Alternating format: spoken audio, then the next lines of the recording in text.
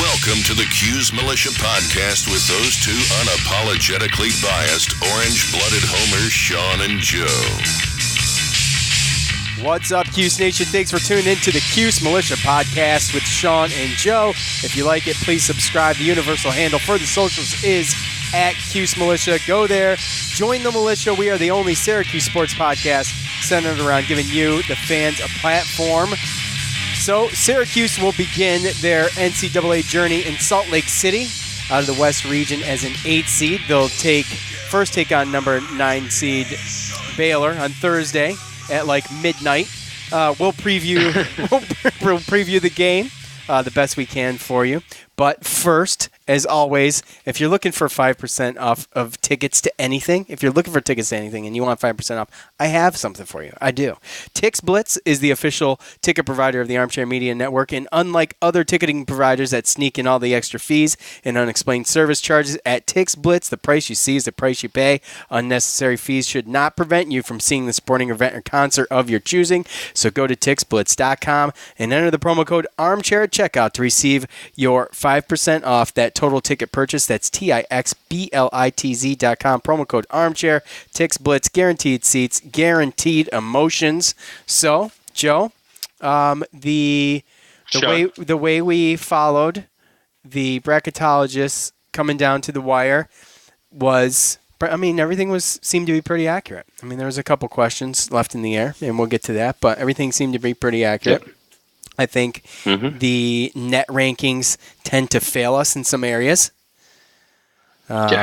which we brought up a couple episodes ago, actually, a couple shows ago. I think we talked about it, and Coach brought it up.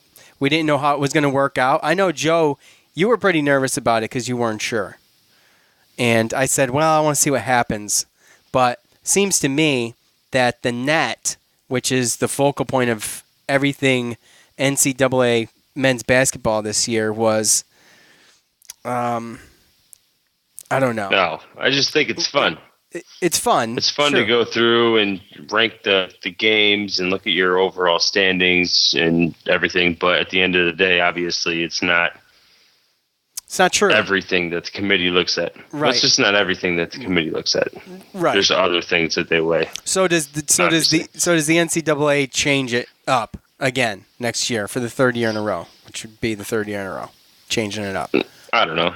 You don't know? I don't really think that you can say that they got anything really too wrong. There's always going to be people that think they got snubbed. I know I'd be at NC State people at my work that were furious that they got snubbed, but, that's just every bubble team that doesn't make it. So, well, NC State, 33rd in the net rankings, strength of schedule, 129. And I know we don't look at RPI, but just to put it into perspective, the RPI was 97th. So, judging by that, it's not that impressive. Strength of schedule, 129. Now, Clemson, on the other hand, probably just barely missed it, obviously. 35th in the net. Well, they were both 2 seeds in the NIT. They weren't even 1 seeds. Which is kind of crazy. Yeah. So I think they said the first team out was UNC Greensboro. Okay.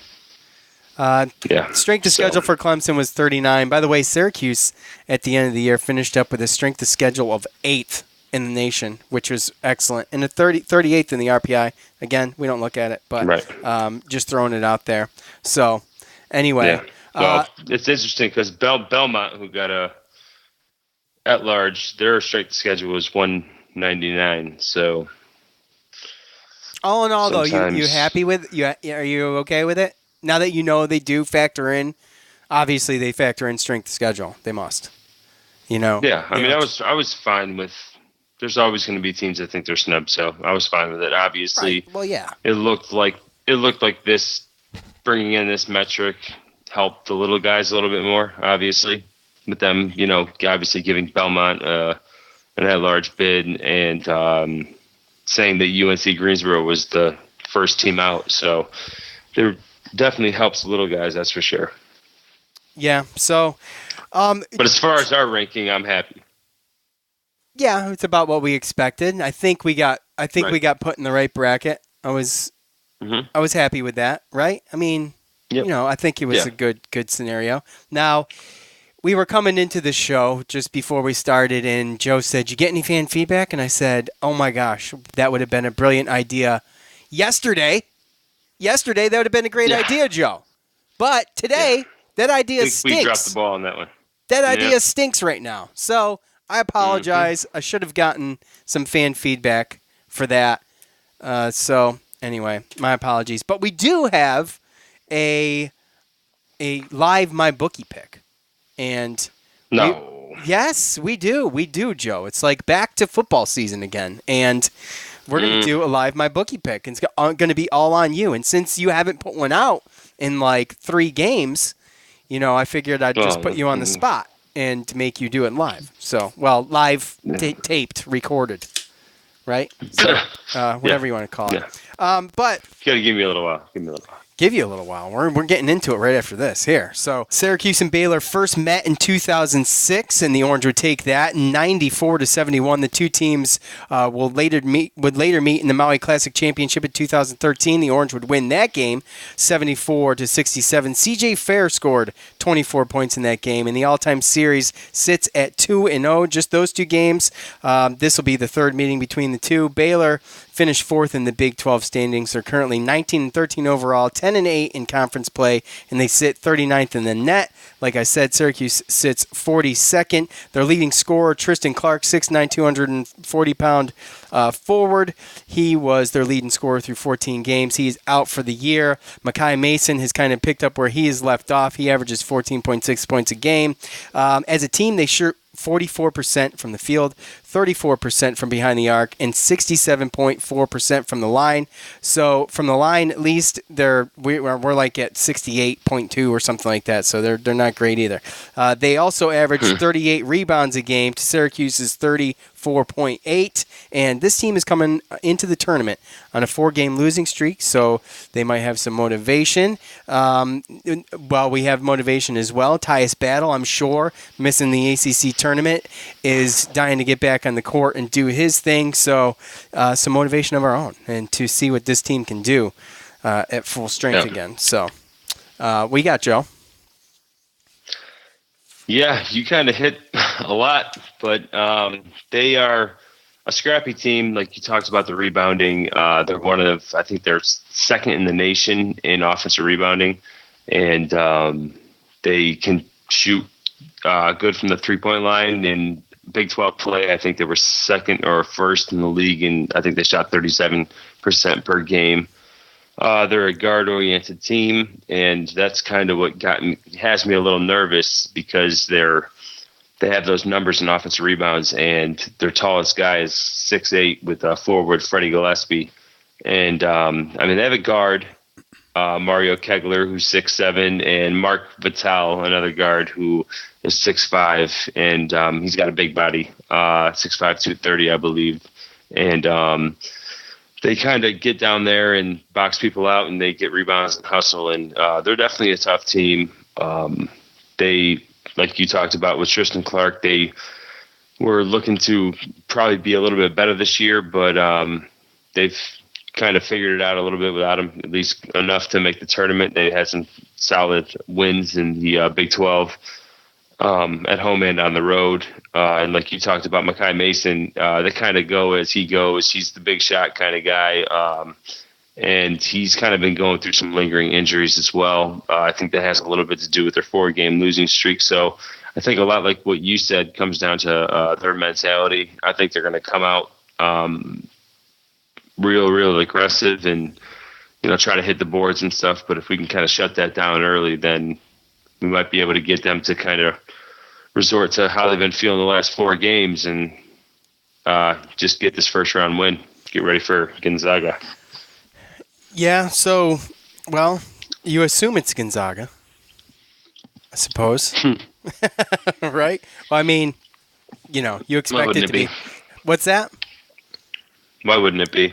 Well, exactly. So, Gonzaga, too. This game would be a lot more scarier if Tristan Clark was playing, 6'9", 6'10", lengthy forward who was leading the team in scoring and blocks before he got hurt. So, 240 pounds. That's the type. It's a big boy. Yeah.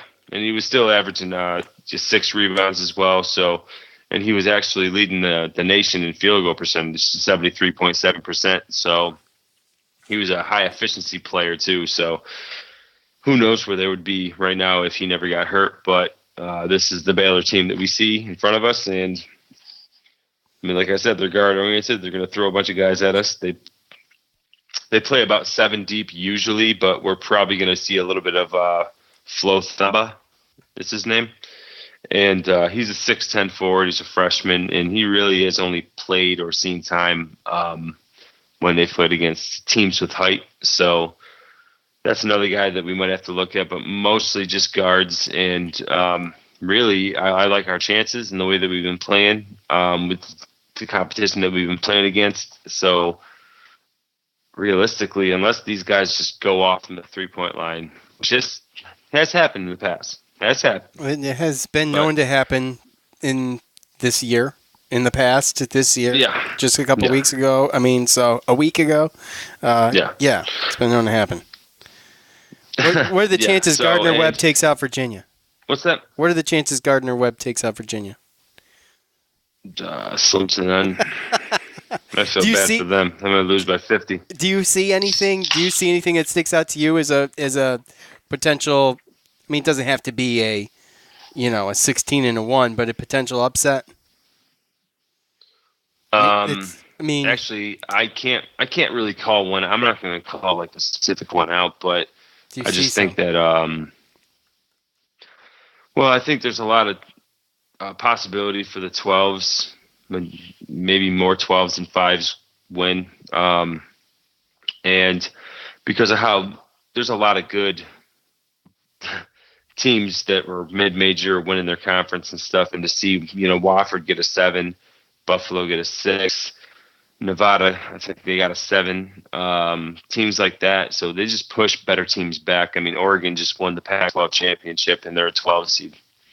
So I just think that a lot of times, a lot of these, and that forces basically a point where these mid-majors are a lot more talented this year, that the 13s are more talented than normal, and the 14 seeds. And I mean, you have a 15 seed Bradley, who's out of the Missouri Valley Conference, and they usually put out a pretty good team. St. Louis won the A10. A10's a pretty good conference. Usually the winner's a solid team. Temple got in as at large.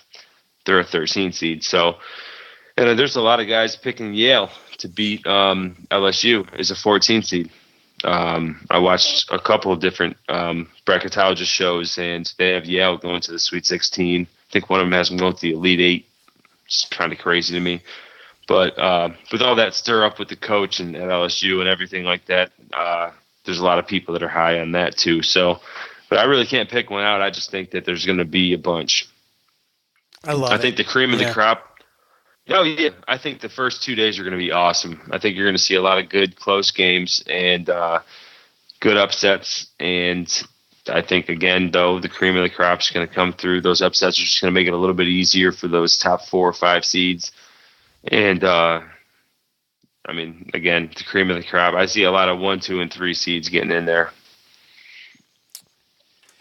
Yeah, well, there was a lot of hype about Syracuse playing Washington, Mike Hopkins bringing the Huskies to the tournament, I think for the first time in 8 years, was it? 8 years or 12 years?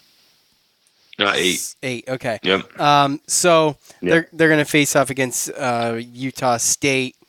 I wish them luck over there. I would have liked to have seen that matchup on one hand, but I would rather see that matchup in non-conference play. I think. Right? I'll tell you what. I mean, some of the stuff didn't make sense to me.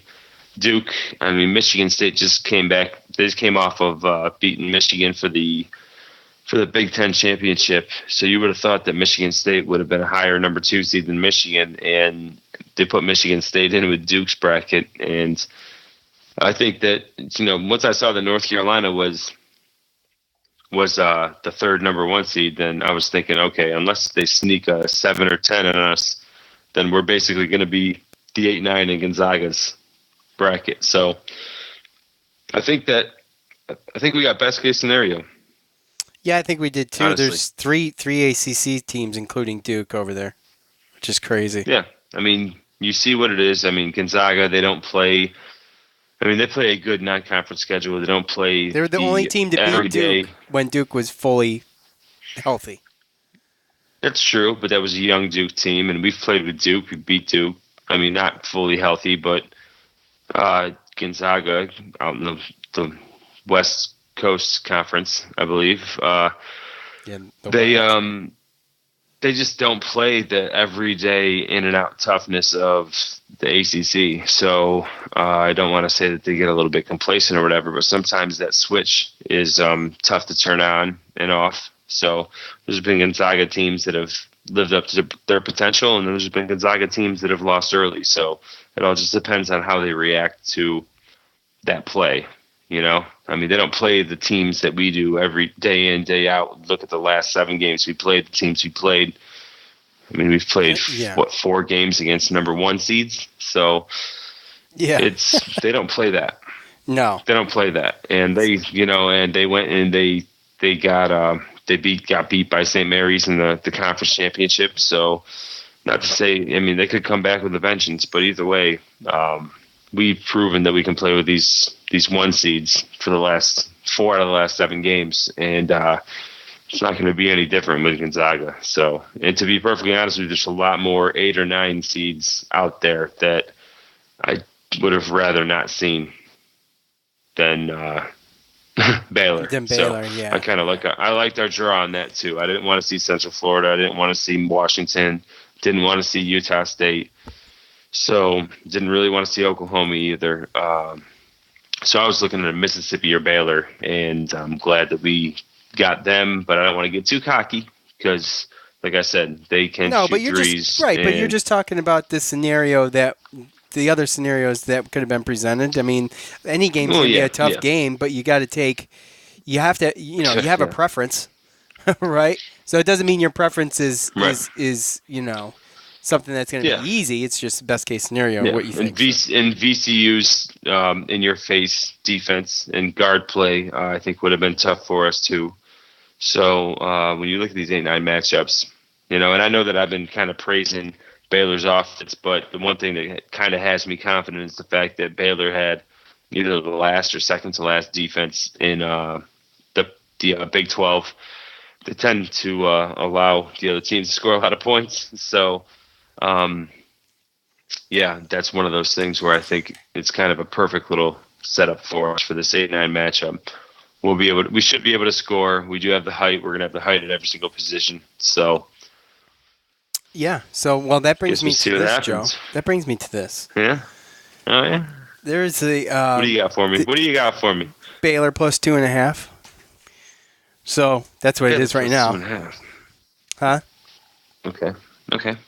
The MyBookie pick being brought to us live by MyBookie. The first week of the NCAA tournament is the greatest betting event of the year. Whether you like filling out a bracket, picking a national champion, or predicting first-round upsets, or all the above, MyBookie is the perfect home for you and your March Madness fun. If you have all the answers, or even if you don't, MyBookie is the place to go to get in on the action. They have something for everyone, even you multi-bracket guys and gals out there. MyBookie has been in business for years. Their goal is to give you the best customer service in the business, and the best part is they pay out fast when you win. I'm talking 48 hours. Bet with the best, then kick back and enjoy your March Madness while you watch your picks cash in. Deposit with MyBookie today using the promo code Cuse25 for a 50% sign-up bonus. That's promo code Cuse25 at MyBookie. You play, you win, and then you get paid within 48 hours. Or, I should say, around 48 hours. I heard that before. Yeah. So, anyways, what do you got, Joe? What do you got? That's a tight spread. I guess it's it's it's tight. It's tight. So but you did say there's no. Go ahead. There's just no way I'm not picking Syracuse here. Right. Right. I mean, why did we even do this? I know. No, it's for effect. So I get it. I know. So I mean, I figured you're not tweeting them out. Might as well do it since it's here. But yeah, so right. I'm looking for the fire in the eyes of these guys. Tyus is back, and Coach said he was just about 100% in practice on Saturday. So I'm going to believe what he says and think that Tyus is going to be motivated and, he wants to go out with a bang. He's got, he can't leave anything out on the court, put it that way. No. Or, he has to leave it all out on the court is what I should say. Yeah. So, but, they're going to have to figure it out, though, because Baylor does do kind of a weird little zone similar to what Georgia Tech did earlier. Yeah, and, rotating matchup zone. We knew kind of what that happened. Yeah, so, they kind of used their physicality and their strength and stuff like that to, that they're undersized. So that's kind of where they're going at. So hopefully we can learn a little bit from that Georgia Tech game. Maybe throw that tape on, figure it out. But we're going to have to be able to shoot okay from the outside and find a way to get in there with our height because we do have it against them. So, it's just one of those things. It just sucks that we have to wait until past 10 o'clock to watch. I know it's going to be brutal. Thursday. I know. But it's officially me saying that I'm calling in on Friday. I'm just going to put in for it tomorrow. It's just the bottom line. That's so weak. So, whatever, man. I don't care. Well, if you got it like that, you got it like that. But, just don't, Yeah, you can do that. Mm-hmm. So, I'm just going to watch it and suck it up. I like our chances. I saw a couple different, when I watched the CBS bracketologists, 2 out of 3 of them had Syracuse beating Gonzaga. And just this bracket overall, I think there's going to be some exciting games. And, that 5-12 in Murray State and Marquette is going to be a great game. You got 2 NBA players that can light up the scoreboard. FSU stuff as well, obviously, and we know that. So, again, you don't want to look ahead or anything, but still, when you look at this bracket compared to others, I don't know. There's just going to be, like I said, a lot of, Nevada, Florida, either team could win that. Either team can go and beat Michigan. Texas Tech and Buffalo is kind of a highly anticipated matchup for some of these bracketologists they've been talking about to kind of see and prove where Buffalo is. So, again, I just think that we have an intriguing bracket because this whole bracket could fall apart with just a couple games. And I hope it does. It really does. Well, it's only fun if it does sometimes. So, anyway. Oh, yeah. We are going to try to get back here Friday after the Baylor game. And I guess we would be remiss if we did not mention that the women's basketball team is a 3 seed. And they play on Saturday, Joe? Yep, Saturday at 1. Saturday at 1. ESPN 2. That's easy. Against Fordham. Fordham. Everybody should be able to watch that at Saturday in the afternoon, and it's not at midnight. No. So, if you got nothing going on, I'll have to set the DVR. My son's got a lacrosse game, so I will watch it. I'll watch it when I get home and give me something to look forward to. So there you go. What else, Joe? Is that it? Are we thanking and jamming or what? I think that's. Yeah, I think we're just gonna thank everybody and just hope that.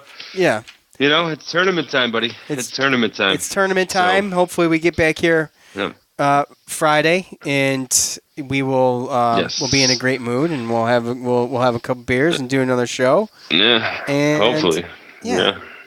So I don't it's just see so why late. not. You just you hope that you keep the intensity because all day my anxiety is going to be through the damn roof, and I know. See, I'm gonna have to wait. You're calling in, so you're calling in Friday. That's right.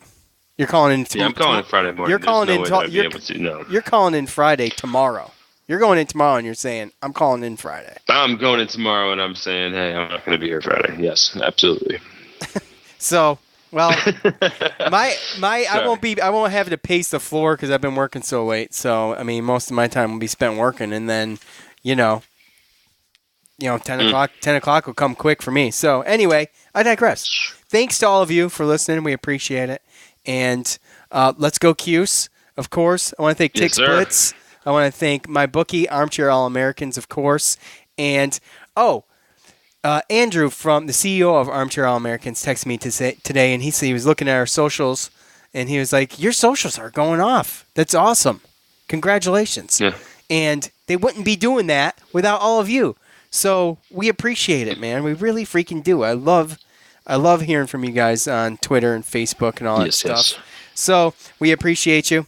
And thanks to James on guitar. Thanks to JP Mulligans. If you're not going to be in Salt Lake City, which, hey, maybe some of you are, and that's awesome. Send pics. But if you're not, you might as well go to JP Mulligans. Expensive trip. Yeah, I know, right? Yeah. And you might as well stay there. Go to JP Mulligan's, grab some grub, grab some beer. They got, if you're not going there for happy hour Great wings. Monday through Friday, 4 to 6, head there for a Cuse game. $1 off Labatt's, bottles, blue light, and even the non-alcoholic stuff. So go there, enjoy that. Yes, Shoppingtown Barbershop. Thank you. They sell that there? They do. They sell it. Can you believe they sell it? Period. They do. I can't either. Great. Everybody. Something for everybody. Something for everyone, and $1 off, too, at that. So that is it. For Joe, I'm Sean. We're out. Thanks for listening to the Cuse Militia Podcast, the fan's voice with Sean and Joe.